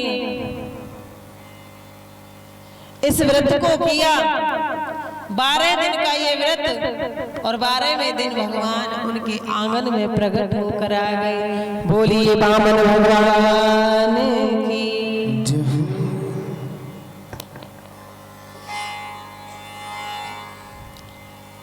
जब बामन भगवान प्रकट होकर आए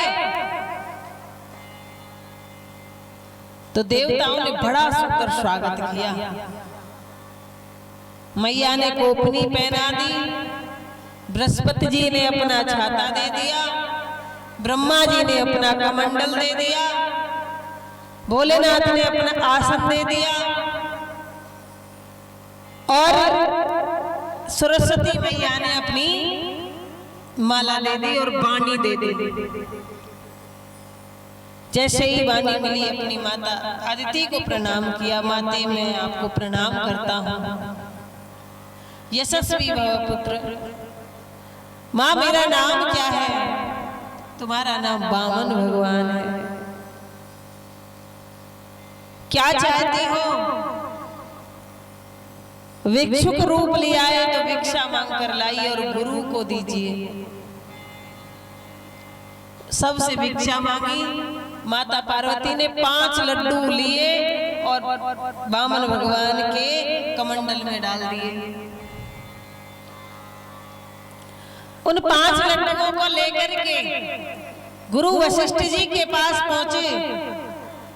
गुरु वशिष्ठ जी को ले जाकर के जब वो लड्डू दिए तो गुरु जी ने कह दिया, देवताओं के कुल गुरु हैं, इन 5 लड्डुओं से कुछ नहीं होगा।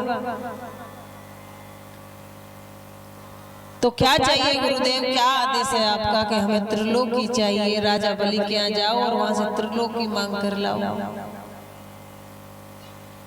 जो आज्ञा गुरुदेव। ऐसा कह करके भगवान माला जाप करते हुए चलते हैं। और राजा बलि त्रिलोकी के राजा होते हुए भी यज्ञ चल रहे हैं, दिन रात यज्ञ चल रहे हैं। राजा बलि ने जब देखा कि नन्हा सा ब्राह्मण इतनी सुंदर छटा, इतना चेहरे में तेज आते हुए जब देखा तो गदगद हो गए।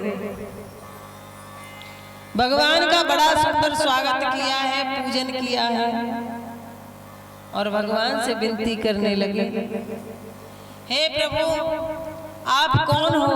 आपके चेहरे में ऐसा लगता है करोड़ों सूर्य समा गए हैं। कौन हो आप? भगवान अपनी माला जाप करने में लगे हैं, बोल नहीं रहे। माला पूरी हुई तो बलि कहने लगा, हे स्वामी मैं आपको कुछ देना चाहता हूँ। हे प्रभु आप कुछ ले लीजिए, इतना सुंदर आपका रूप। भगवान ने कहा तुम्हें बलि कहते हैं? बोले हाँ मुझे ही बलि कहते हैं। अच्छा, तुम्हारे बाबा थे, उनका नाम प्रहलाद था, भगवान के बड़े भक्त थे, और ऐसी ऐसी बातें करने लगे। महाराज आप तो ज्ञानी भी हो, आप तो अंतर्यामी भी हो, आप तो हमारे बाबा तक को जानते हो। क्या चाहिए, क्या दूं मैं आपको? अरे बलि हमें कुछ चाहिए नहीं, क्योंकि हम संतोषी ब्राह्मण हैं। नहीं नहीं आपको कुछ तो लेना पड़ेगा, क्योंकि द्वार पर यदि कोई ब्राह्मण आए और उदास होकर चला जाए तो स्वामी हम क्षत्रिय हैं, हमारा क्षत्रियों का धर्म नष्ट हो जाएगा। कुछ तो आपको लेना ही पड़ेगा। भगवान कहने लगे जब तुम ज्यादा ही लेने देने की बात कर रहे हो तो ठीक है, हमें 3 पग भूमि दे दो और 3 पग से चौथी पग लेंगे भी नहीं। बलि जोर से हंसा, अरे 3 पग भूमि कहीं से भी ले लो, एक तुम 3 पग की बात कर रहे हो, मैं तो सोच रहा था एक आध महल तुम्हें दे दूं, एक आध गुरुकुल तुम्हें दे दूं, एक आध गौशाला तुम्हें दे दूं, एक आध खजाना तुम्हें दे दूं, तुम 3 पग लेके घूम रहे। नहीं नहीं बलि 3 पग दो, और सुनो 3 पग भी हमारे पग से लेंगे, तुम्हारे पग से लेंगे ही नहीं।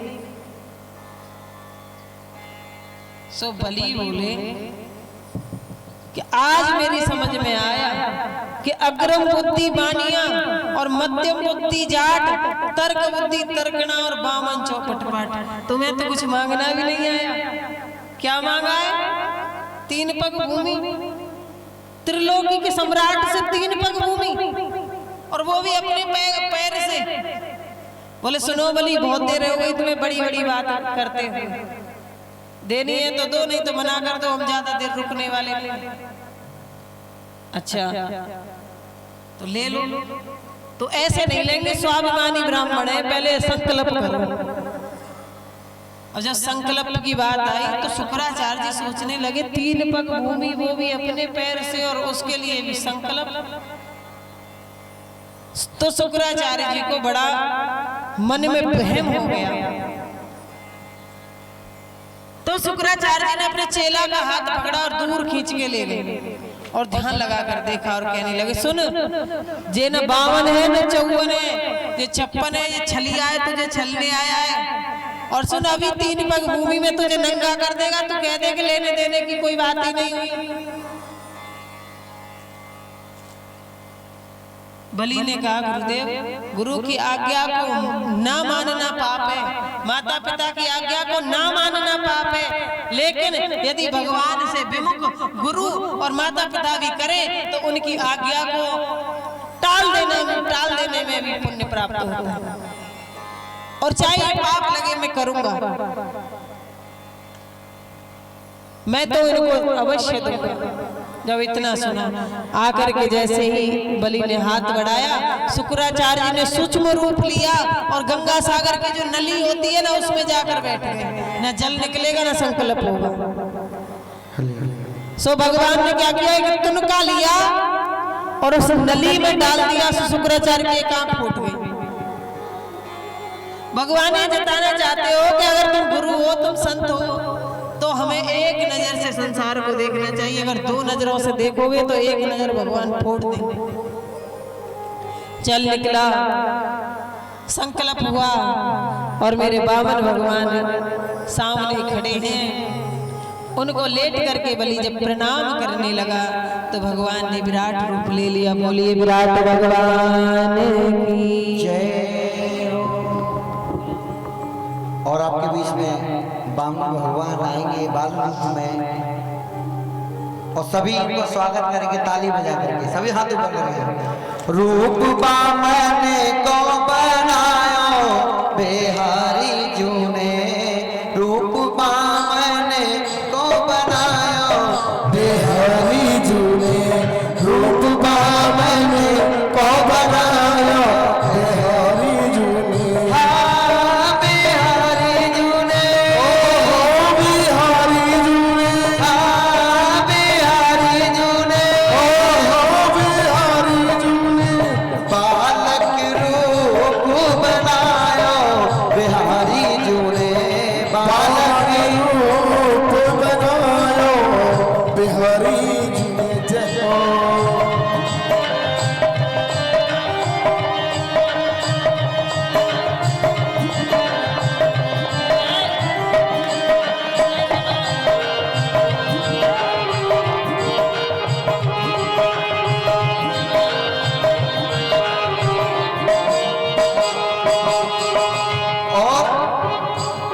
जब उन्होंने बिहारी जी ने जब बालक रूप बनाया तो देवताओं ने क्या क्या दिया? कर में कमंडल सोए, कर में दान का मंडल सोए, कर में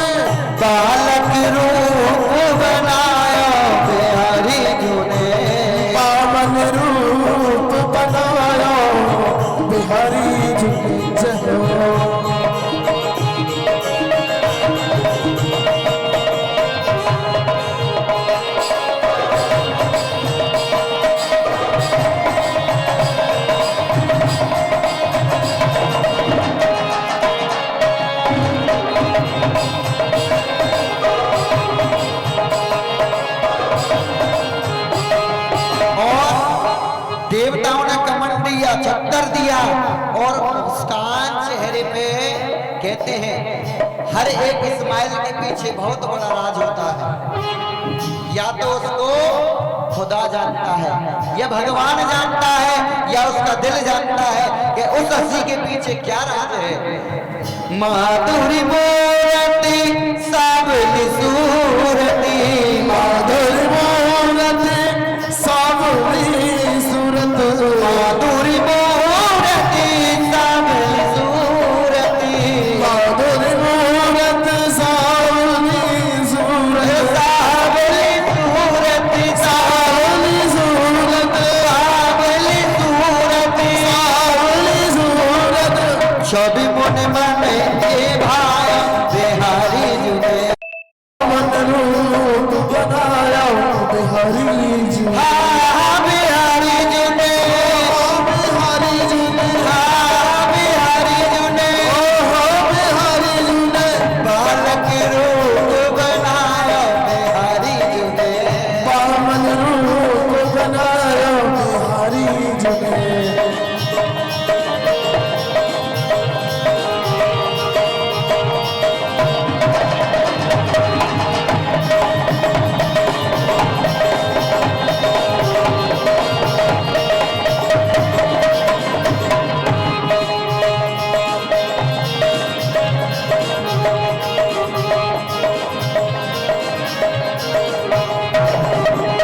और कहने लगे देव काज बसीरन कोए तू।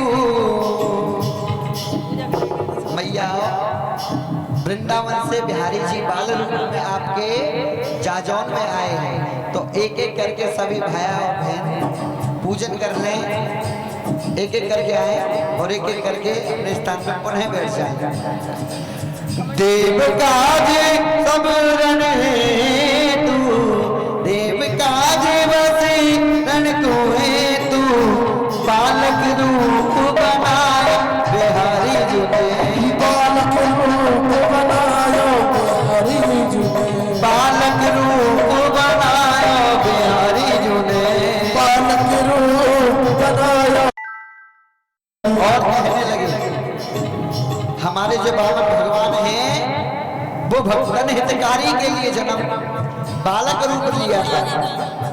और कहने लगे बाबा भक्तन हितकारी, बामन प्रभु हित, बामन प्रभु भक्तन हितकारी, बामन प्रभु भगतन हितकारी, भक्तन हितकारी, भगतन हितकारी, भगतन हितकारी, भगतन हितकारी। द्वार बलि के आयो बिहारी जी ने, द्वार बलि के आयो बिहारी जी ने, हाँ बिहारी जी ने, आहा बिहारी जी ने, हाँ बिहारी जी ने। ओहो बिहारी जी ने। कहने लगे कि बालक रूप बनाया बिहारी जी ने, बालक रूप बनाया बिहारी जी ने, बालक रूप बनाया बिहारी जी ने, बालक रूप बनाया बिहारी जी ने, बामन रूप बनाया बिहारी जी ने, बामन रूप बनाया बिहारी जी ने, बामन रूप बनाया बिहारी जी ने, बामन रूप बनाया बिहारी जी ने, बामन रूप बनाया बिहारी जी ने, बामन रूप बनाया बिहारी जी ने। और बोलेगा ओए ओए राजावली के चलते आया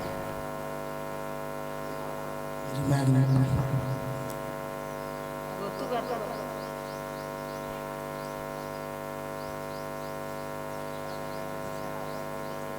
बामन का वेशन आया राजावली को चलने आया।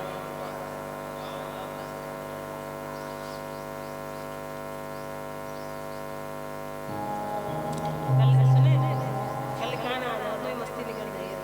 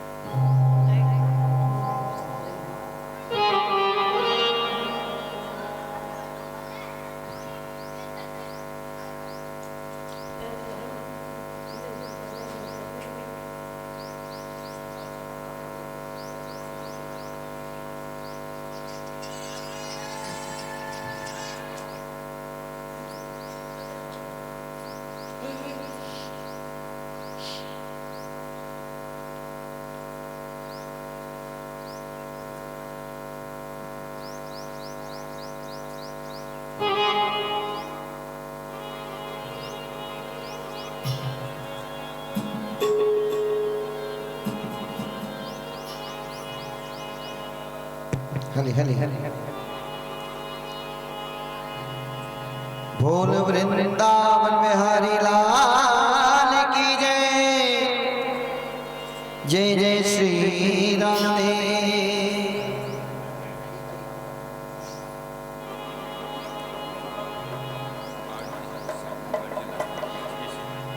ओ मेरे श्याम से मिलना है।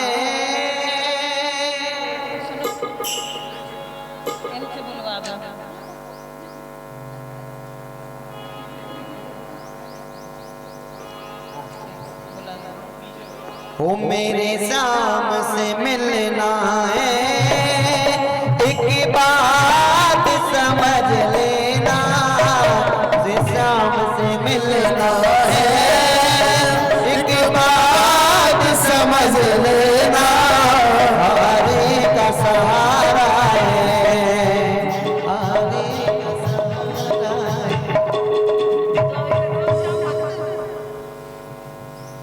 हम कह रहे हैं ऐसे भजन गाने से नाच ले में पूजन हो जाए।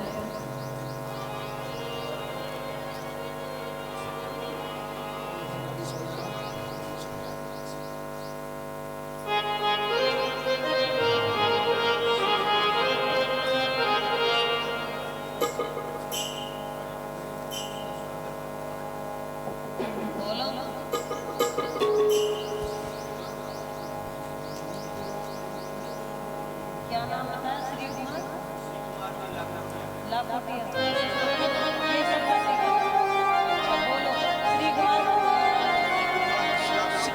श्री राधे श्री कुमार लाखोटिया जी, जहाँ कहीं वो मंच पर आए। अच्छा सुनो, ये श्री कुमार भैया जी हैं लाखोटिया केसरवाटी से जी। ये भागवत जी का पूजन कर रहे हैं, इनके लिए जोरदार तालियां।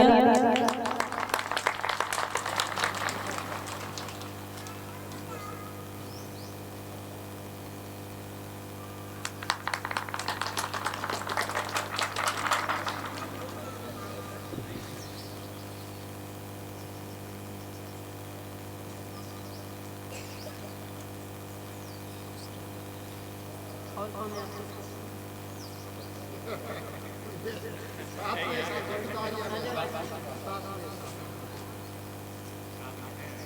ये तो हमारे दादा साहब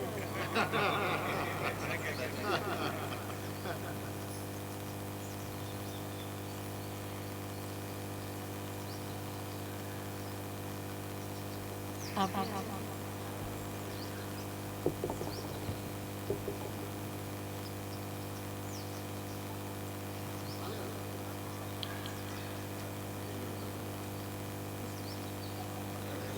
हाँ हाँ बोला।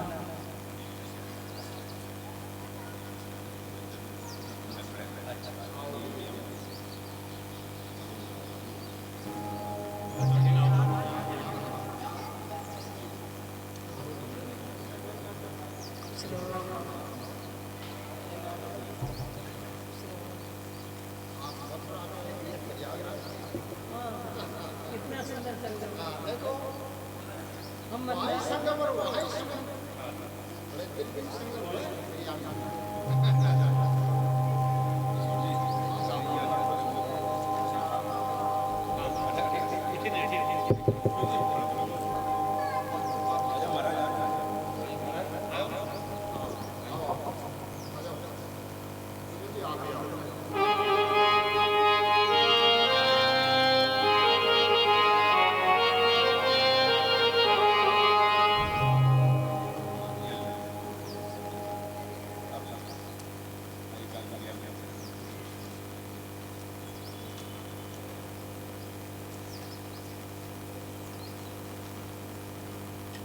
खुश रहो भैया, आयुष्मान भव, चिरंजीवी भव, खुश रहिए।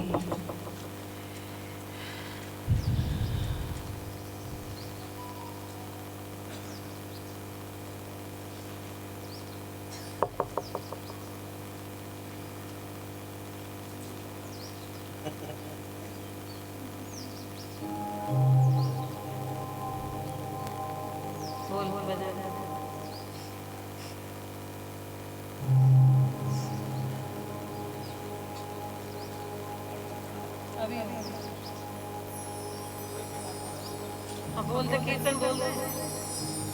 सुनो, सभी माताएं बहनाएं सभी आरती के लिए खड़े हो जाएं। और सुनो मेरी बात, जब तक ठाकुर जी का पूजन हो रहा है, आप लोगों ने तो कर लिया ना, अभी ये लोग करेंगे और नहीं करेंगे तो जबरदस्ती करवाएंगे हम। तो आप